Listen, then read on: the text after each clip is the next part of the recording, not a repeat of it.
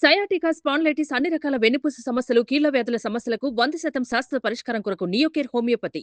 నమస్తే, welcome to Suman TV. నేను మీ Sai.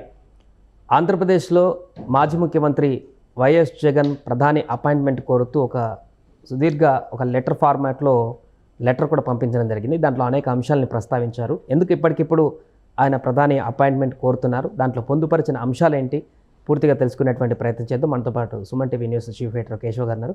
Sir నమస్తే. నమస్తే. సో ఒక పెద్ద లెటర్ రాసి వైఎస్ జగన్మోహన్ రెడ్డి గారు ప్రధాని మోదీకి ఆయన పంపించారు. దాంతోపాటు అపాయింట్మెంట్ కూడా కోరినటువంటి పరిస్థితి. ఎందుకు అలాంటి అంత పెద్ద లెటర్ ఇచ్చారు వివరణాత్మకంగా, మళ్ళీ అపాయింట్మెంట్ కోరారు? దీంట్లో ఉన్నటువంటి మొదలవు ఏంటి? అంటే ఇప్పుడు ప్రైమ్ మినిస్టర్ మొత్తం స్టేట్ మొత్తానికి కూడా దేశం మొత్తానికి కూడా పెద్ద దిక్కు. ఒక అపాయింట్మెంట్ అడిగారు. Any time any day at your convenience అని చెప్పి అడిగారు. సో ఎప్పుడు ఇచ్చినా కానీ వచ్చి కలుస్తాను, అన్ని వివరాలు చెప్తాను, 45 రోజుల్లో జరిగినటువంటి అరాచకాల మీద రిపోర్ట్ వివరిస్తాను అనేటువంటి అంశాన్ని చెబుతూ ఒక వివరణాత్మకమైనటువంటి లెటర్, ఒక 3 పేజీల సుదీర్ఘ లేఖ రాశారు. అందులో అన్ని ఘటనలు వివరించారు, కొన్ని లెక్కలు కూడా చెప్పారు. సో ఆయనకున్న డేటా ఏంటి, మరి దానికి ఏమైనా ఎవిడెన్సెస్ ఉన్నాయా, లేదా దానికి ఏమైనా సపోర్టింగ్ లెటర్తో పాటు ఇంకేమైనా సపోర్టింగ్ పెట్టారా, ఓన్లీ మీడియాకి రిలీజ్ చేస్తే ఆ 3 పేజీల లేఖ మాత్రమే, మిగతా ఏమైనా ఉందా ప్రైమ్ మినిస్టర్కి పంపిన దానిలో, లేదు ప్రత్యేకంగా ఎవిడెన్స్ ఏమైనా ఇవ్వడానికి వెళ్తానని అపాయింట్మెంట్ అడుగుతున్నారనేది కూడా క్లారిటీ ఇవ్వాలి ఆ లెటర్లో. సో ఏదైనా కానీ ప్రైమ్ మినిస్టర్ని కలవాలనే ఆతృతలో జగన్మోహన్ రెడ్డి గారు ఉన్నట్టుగా కనిపిస్తుంది. 45 రోజులుగా చాలా విధ్వంసం జరుగుతుంది రాష్ట్రంలో. రెడ్ బుక్ పేరుతో ఒక మంత్రి బెదిరిస్తున్నారు. సో ఆయన పేరున కటౌట్లు కూడా పెడుతున్నారు ఎక్కడికక్కడ. దాన్ని చూసి ఇంకొంచెం రెచ్చిపోతున్నారు టీడీపీ శ్రేణులు అనేటువంటి మాట ఆ లేఖ సారాంశం. చాలా వివరాలు రాశారు అందులో ఆయన. ఒకసారి మనం అందులో చూస్తే కనుక మిగతా అంశాలన్నీ పక్కన పెట్టి ఆయన రాసినటువంటి డేటా ఈజ్ వెరీ ఇంపార్టెంట్. ఎందుకంటే ఇన్సిడెంట్స్ని కూడా ఆయన కౌంట్ చేసినట్టు చెప్పారు. 31 పీపుల్ హ్యావ్ బీన్ మర్డర్డ్. 31 మంది చనిపోయారు ఈ ఘటనలో. 300 మంది 300 murder attempts have been made. 35 people have committed suicide due to TDP harassments. 560 private properties have been destroyed. 490 government properties have been destroyed. Nearly 2,700 families have left their villages due to these harassments and atrocities. Additionally, there have been 1,050 incidents of violence and attacks.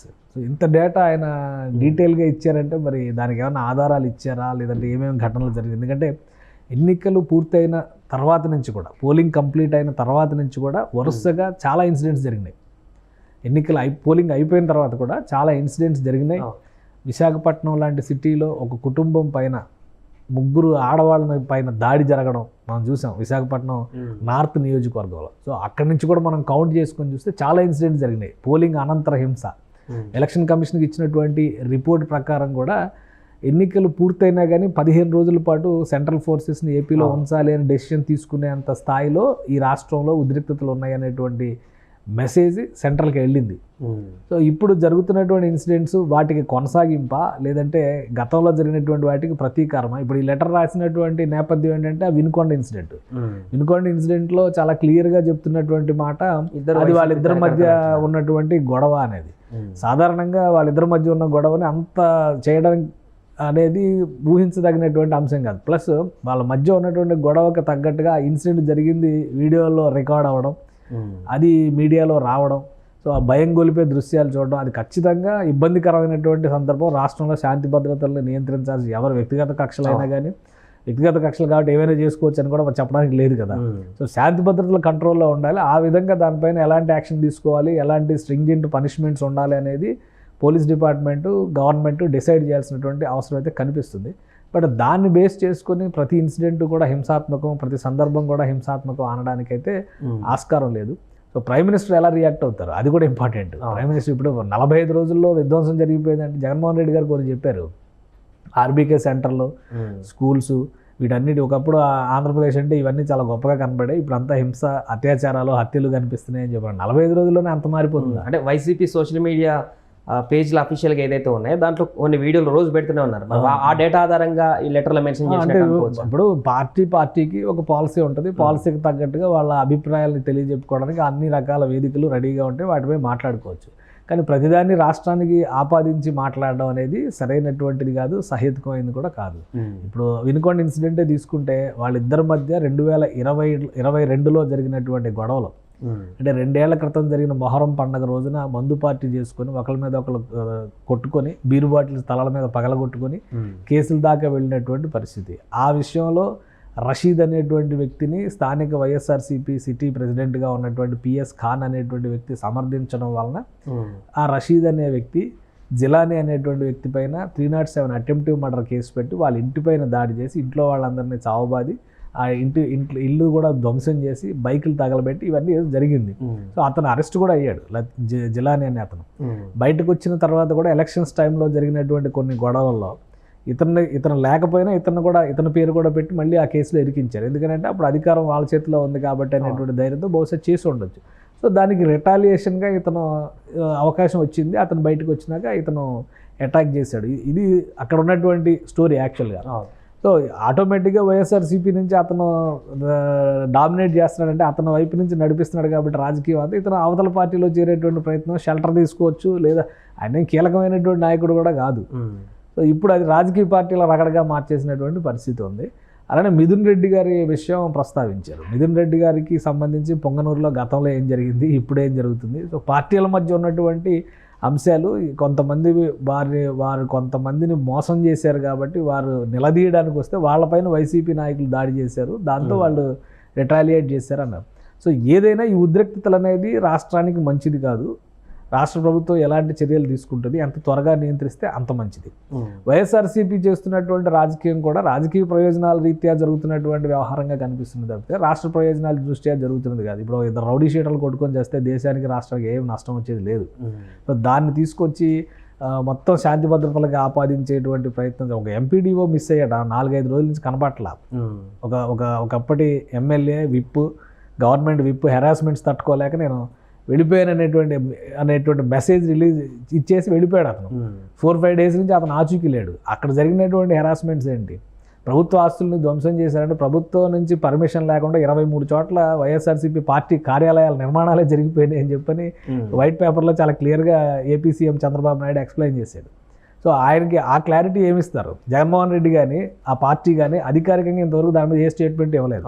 అంటే ప్రభుత్వ జాగాల్లో, ప్రభుత్వ స్థలాల్లో మీ ఇష్టానికి మీరు బిల్డింగ్లు కట్టేస్తే అది సహేతుకమా కాదా, కూల్చడం తప్ప, లేదా అసలు మేము లేదు మాకు అన్ని రకాల ఆర్డర్స్ ఉన్నాయి అనుకుంటే కనుక పేపర్స్ అనేది రిలీజ్ చేయాలి కదా. ఎట్లాంటి వాటి మీద ఏం మాట్లాడలేదు. కానీ 45 రోజుల్లో జరిగినటువంటి విధ్వంసం అనేటువంటి చర్చ చుట్టూ రాజకీయం నడపడానికి వైఎస్ఆర్సీపీ ఆసక్తి చూపిస్తుంది. ప్రధానమంత్రి అపాయింట్మెంట్ అంటే ప్రధానమంత్రిని కలవడం మాత్రమే అక్కడ ధ్యేయంగా కనిపిస్తుంది. కానీ వాస్తవానికి రాష్ట్రంలో శాంతి భద్రతల అంశానికి సంబంధించినటువంటి గవర్నర్ని కలవచ్చు. గవర్నర్ మొన్న కూడా లెటర్ ఇచ్చారు, రాష్ట్రపతికి వీళ్ళు ట్యాగ్ చేశారు.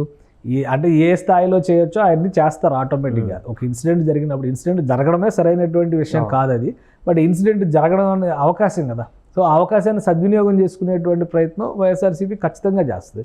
సో కూటమి ప్రభుత్వం ఈ విషయంలో అప్రమత్తంగా ఉండాలి. ఇప్పుడు 45 రోజుల్లో ఏవి జరిగిపో, జగన్మోహన్ రెడ్డి గారు అధికారంలోకి వచ్చినప్పుడు కూడా ఇమీడియట్గా ఎవరో రియాక్ట్ కాల. ఎప్పుడైతే ప్రజావేదిక కూలగొట్టారో 4 రోజుల్లో first SLBC state level bankers meeting పెట్టి ఆ మీటింగ్ అదే దానిలో పెట్టి ఇది కూలగొడుతున్నాం అని అనౌన్స్ చేస్తే ఆఫీసర్సే షాక్ అయ్యారు, ఇదేంటి ఇది అని. సో అందరూ కూడా ఆ రోజు ఒక షాక్తోనే చూశారు ఆ ఇన్సిడెంట్ని. 6 నెలల లోపు మళ్ళీ రాజధాని 3 ముక్కలు అనగానే మళ్ళీ అదొక షాకింగ్ అయింది. సో అప్పుడు రోడ్డుపైకి వచ్చారు పార్టీలు కానీ, జనం కానీ, నాయకులు కానీ, వ్యతిరేకత చెప్పేటువంటి ప్రయత్నం కానీ. 2 రోజులకి 3 రోజులకి రిజల్ట్ వచ్చిన వారం రోజులకి రోడ్డు మీదకి వచ్చినటువంటి పరిస్థితి లేదు. ఎందుకంటే మళ్ళీ మనమే అధికారంలోకి వస్తామనే ధీమాతో చేసినటువంటి చాలా అరాచకాలు బయటకు వస్తున్నాయి. అది చాలా క్లియర్గా కనిపిస్తుంది. సో దాన్ని డిఫెన్స్ చేసుకునేటువంటి పరిస్థితిలో లేదు. కాబట్టి ఇలా వ్యక్తిగత కక్షలతో జరిగినటువంటి దాడుల్ని అందరికీ ఆపాదిస్తే, లేదా మొత్తం రాష్ట్రానికి ఆపాదిస్తే ఏదో జరిగిపోతుంది అనేటువంటి భయం, ఆందోళన ప్రజల్లో వస్తుంది అనేటువంటి ఆలోచన కూడా ఒక రాజకీయంలో భాగం కావచ్చు. బట్ ప్రధానమంత్రి అంత ఈజీగా అపాయింట్మెంట్ ఇచ్చి దీని మీద డిస్కస్ చేసే అంత అవకాశం ఉంటుందని నేనైతే అనుకోవట్లేదు. గతంలో ఈయన ముఖ్యమంత్రిగా ఉన్నప్పుడే అపాయింట్మెంట్ పలు సందర్భాల్లో దొరకలేదు అనేటువంటి వార్తలు కూడా వచ్చాయి. ఇప్పుడు అపోజిషన్లో కూడా లేనటువంటి సిచ్యువేషన్లో అపాయింట్మెంట్ దొరికేటువంటి అవకాశం ఉందంటారా జగన్కి? ఇప్పుడు చాలా కష్టం. ఇప్పుడు ఉన్నటువంటి పరిస్థితులు ఏంటంటే కూటమి పరంగా ప్రభుత్వం, ఇప్పుడు తెలుగుదేశం ప్రభుత్వం నడవడంలా, ఆంధ్రప్రదేశ్లో ఎన్డీఏ ప్రభుత్వం ఉంది. సో సో ఆ ఎన్డీఏ ప్రభుత్వంలో భాగస్వామిగా ఉన్నప్పుడు ప్రధానమంత్రి అంత ఈజీగా అపాయింట్మెంట్ ఇవ్వచ్చేమో, అభిప్రాయం చెప్తారంటే అపాయింట్మెంట్ ఇవ్వచ్చేమో, కానీ అపాయింట్మెంట్ తీసుకుని వివరించే అంత ఏం లేదు. సవివరణాత్మకమైనటువంటి లెటర్ రాశారు కదా, ఎన్ని ఇన్సిడెంట్లు ఉన్నాయి, ఎంత డేటా ఉంది ఏంటనేది. సో దానికి అపాయింట్మెంట్ ఇచ్చి ఎక్స్ప్లెయిన్ చేసి ఆయన అపాయింట్మెంట్ ఇచ్చి ఆయనకి టైం వేస్ట్, ఈయన అపాయింట్మెంట్ తీసుకుని అక్కడికి వెళ్ళి కూడా ఉపయోగం లేదు. సో అది అక్కడ క్లియర్. ఇదేంటంటే రాజకీయ ఒక ఎత్తుగడ, రాజకీయంగా చేస్తున్నటువంటి ఒక ఎత్తుగడ. ఏమైనా ఉంటే న్యాయ పోరాటాల ద్వారా తేల్చుకోవడానికి అవకాశం ఉంటుంది. ఎమ్మెల్యేలు, మంత్రులు, మాజీ మంత్రులు, ఎంపీలు, సొంత ఎంపీలను పోలీస్ స్టేషన్కి వెళ్ళినప్పుడు, పోలీస్ స్టేషన్లో పెట్టినప్పుడు కూడా సేమ్ ఆంధ్రప్రదేశ్లో ఇదే తరహా రాజకీయం నడిచింది కదా. కంప్లైంట్లు రాష్ట్రపతి దాకా రఘురామకృష్ణరాజు ఫిర్యాదులు చేస్తూనే ఉన్నారు కదా. సో వీటికి రియాక్ట్ అయ్యేటువంటి ఎంక్వైరీ ఏమైనా ఉంటే కాల్ ఫర్ చేయడానికి అవకాశం, లేదా డీజీపీని అభిప్రాయం అడగొచ్చు, ఆంధ్రప్రదేశ్ డీజీపీని. ఎందుకంటే ప్రైమ్ మినిస్టర్ ఆఫీస్కి లెటర్ వెళ్ళింది కాబట్టి రాష్ట్ర డీజీపీకి, రాష్ట్ర చీఫ్ సెక్రటరీకి ఒక రిప్రజెంటేషన్ వెళ్ళొచ్చు, ఒక లెటర్ వెళ్ళొచ్చు. లెటర్ వెళ్ళి ఏం జరుగుతుంది స్టేటస్ రిపోర్ట్ ఇమ్మని చెప్పని అడగొచ్చు. సో ఏం జరిగిందో వాళ్ళు ఇస్తారు. ఎందుకంటే పోలీసులు అధికారికంగా పెట్టిన ప్రెస్ మీట్లో కూడా ఇద్దరు వ్యక్తిగతమైనటువంటి కక్షల ఫలితంగా జరిగిన ఘటన ఇది అని చెప్పారు. పెద్దిరెడ్డి రామచంద్రారెడ్డి, పెద్దిరెడ్డి మిథున్ రెడ్డి ఇష్యూలో జరిగింది ఏంటి అనేది కూడా ఒక క్లారిటీ ఇచ్చేటువంటి అవకాశం ఉంటుంది. సో అది ఒక రిపోర్ట్ అడగడం అనేది రోజువారీ అడ్మినిస్ట్రేటివ్ ప్రాసెస్లో భాగంగా జరిగేటువంటి అంశంగానే మనం చూడాల్సి ఉంటుంది. ప్రైమ్ మినిస్టర్ దానికి అపాయింట్మెంట్ ఇచ్చి దాని మీద చర్చిస్తారనుకోవడానికి మాత్రం అవకాశం ఎట్టి పరిస్థితిలో లేదు. Right sir. అది ప్రస్తుతానికి మాజీ ముఖ్యమంత్రి వైఎస్ జగన్ రాసినటువంటి లెటర్ అయితే ప్రస్తుతం వైరల్గా మారింది. ప్రధాని మోదీకి నేరుగా లెటర్ రాసి రాష్ట్రంలో జరుగుతున్నటువంటి పరిణామాలకు సంబంధించి దాంట్లో వివరణాత్మకంగా పొందుపరచడమే కాకుండా మోదీ అపాయింట్మెంట్ కూడా అడగడం అయితే చర్చనీయాంశంగా మారింది. ఇంతకీ అపాయింట్మెంట్ ఇస్తారా లేదా అనేది చూడాలి. మరి సుమన్ టీవీలో మీ పర్సనల్ అండ్ బిజినెస్ ప్రమోషన్స్ కోసం కింది నెంబర్కి కాంటాక్ట్ చేయండి.